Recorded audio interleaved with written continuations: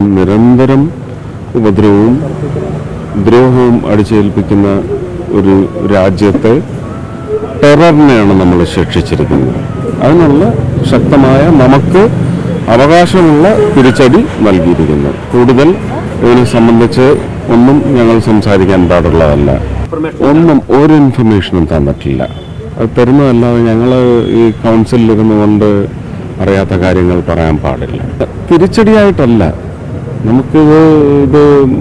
ഇതൊരു ലോകനീതിയല്ലേ അല്ലേ?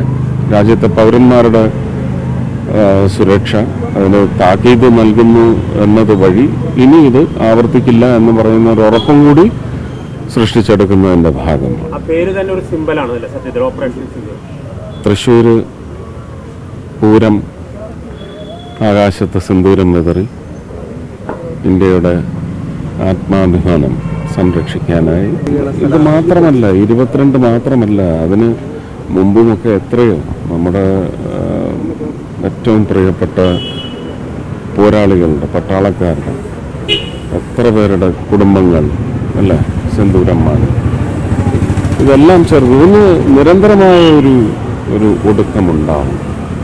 അതിലേക്ക് തന്നെയാണ് ഈ ഒരു സ്ട്രൈക്ക് വഴി ശ്രമം കണ്ടിന്യൂ ചെയ്തുകൊണ്ടേയിരിക്കും.